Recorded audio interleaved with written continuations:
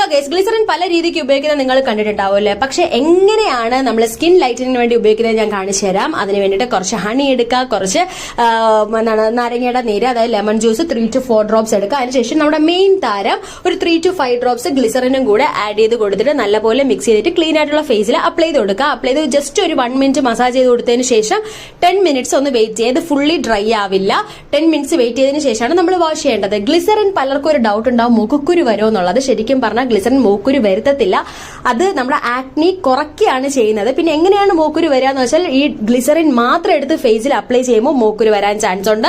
പിന്നെ ഇതിനോട് അലർജറ്റിക് ആണെങ്കിലും ചാൻസ് ഉണ്ട്. എപ്പോഴും നമ്മൾ ഗ്ലിസറിൻ നല്ലപോലെ ഡൈല്യൂട്ട് ചെയ്തിട്ട് മാത്രമേ, എന്തിലേലും ഡൈല്യൂട്ട് ചെയ്തിട്ട് മാത്രമേ നമ്മൾ യൂസ് ചെയ്യാനായിട്ട് പാടുള്ളൂ കേട്ടോ. ഇത് നല്ലൊരു എക്സ്ഫോളിയേറ്റർ ആണ്, നമ്മളെ മോയ്സ്ചർ ലോക്ക് ചെയ്യും. അടിപൊളിയാണ് ഈ ഗ്ലിസറിൻ എന്ന് പറയുന്നത്. നമ്മൾ ഇത് വാഷ് ചെയ്തിട്ട് വരുമ്പോൾ റിസൾട്ടാണ്. അത്യാവശ്യം നല്ലൊരു ഗ്ലോ തരും. പിന്നെ മാജിക് ഒന്നും അല്ല ഒറ്റയടിക്ക് റിസൾട്ട് തരാൻ. ഗ്രാജുവലി ഒരു വീക്ക്ലി ഒരു ത്രൈസ് നിങ്ങൾ യൂസ് ചെയ്യുക. Okay, by.